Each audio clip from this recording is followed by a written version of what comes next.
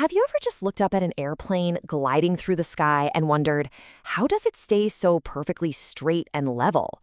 It's like it just knows what to do. Well, spoiler alert, it's not magic. It's all engineering. And today, we're going to pull back the curtain and look at the secret calculations that make it all happen. So let's just start right there with that big question. If a gust of wind, say, knocks the plane's nose up into the air, what on earth makes it come back down all on its own? This is the core mystery we're solving. Think of it as a little engineering detective story. And the big secret? It all comes down to a concept called static stability. Okay, the best way to think about this is to picture a marble in a bowl. You can push that marble anywhere you want, up the sides, whatever, but it always wants to settle right back at the bottom. An airplane has to do the exact same thing, just, in the air. It has to want to fly straight and level. But, and here's the first real twist in our puzzle, the main parts of an airplane, just the wings and the body, they're not naturally stable enough. Not even close. So we actually have to start our design with a plane that's fundamentally unstable. This right here, this is our starting point. On the left, you've got the math that describes all the forces acting on the wing and the fuselage. And on the right, see that really flat black line? That's our problem. That flat line tells us the plane has a tiny bit of stability, but it's so low it's actually dangerous.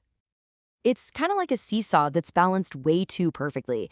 The plane's center of gravity is the pivot point, but even the slightest push will send it tipping one way or the other, and it just doesn't have the muscle to bring itself back to level. And that is definitely not a plane you want to be flying in. So how do we fix this whole mess? Well, it's time to meet the hero of our story, the horizontal tail. Yep, that small wing at the very back of the plane, it's about to become the most important part of our design. Its job is actually pretty simple, but it is absolutely crucial. You can think of it like a powerful guiding hand. If the nose pitches up, the tail gives it a firm push back down. If the nose pitches down, the tail pushes it right back up. It's the ultimate stabilizer. And this is our goal. This new equation you see here represents the whole enchilada. The wing, the fuselage, and the tail working together. Our mission as the designers is to figure out the exact specs for a tail that'll make our unstable plane behave exactly like this new super stable equation. All right, so our investigation begins, and the very first clue we need to find is maybe the most important one. How big exactly does this tail need to be? To figure that out, engineers use this really clever value called the horizontal tail volume ratio. Don't let the math scare you. Just think of it as a single magic number that perfectly captures the tail's stabilizing power compared to the rest of the plane. But, of course, there's a catch. The tail isn't flying in nice, clean air. Nope, it's flying right in the wake of the main wings, which creates this messy, turbulent air called downwash. And we absolutely have to account for how this affects the tail. And this is how we do it. This little calculation gives us a correction factor, in this case 0.35. It's the engineer's way of measuring precisely how much the angle of the main wing changes the angle of the air that actually hits the tail. It's a critical piece of the puzzle. So now we get to put all the clues together. We plug that downwash correction back into our equation, and we solve for the one thing we've been looking for, ST, the surface area of the horizontal tail. And the result is, there it is. 27.3 square feet. The first part of our mystery is solved. That is the perfect size for our tail. Any bigger, and it's inefficient. Any smaller, and it's just not safe. But hold on, we are not done yet. Knowing the size is only half the battle. Now we're on to part 2 of our investigation. What is the perfect angle to set that tail at? Okay, here's our next formula. This one is going to tell us the incidence angle of the tail. Basically, this is the built-in fixed angle of the tail relative to the rest of the airplane. It's what sets the plane's default cruising attitude, what pilots call its trim. And once again, we have to account for that tricky downwash. This little calculation tells us the downwash angle that exists even when the plane is flying perfectly level. It's a small adjustment, about 1.3 degrees, but it's absolutely vital.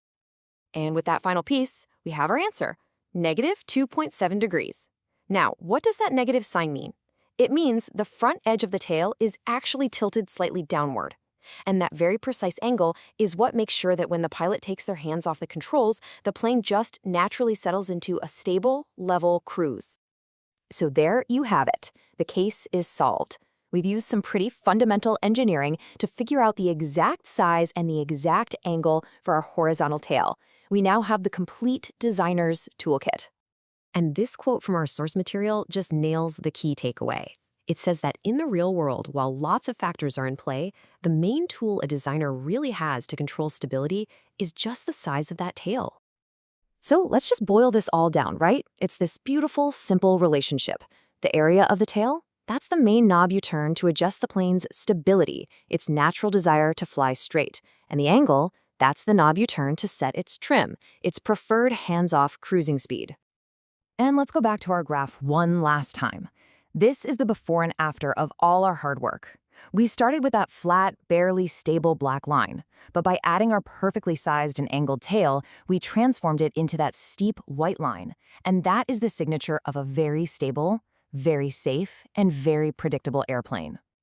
So we've seen just how essential that horizontal tail really is for making an airplane fly right. It's the key to the whole design, which of course leads to one last very interesting question. If the tail is so important, how in the world do stealth bombers, like the B-2, fly without one at all? Well, that's a secret for another day.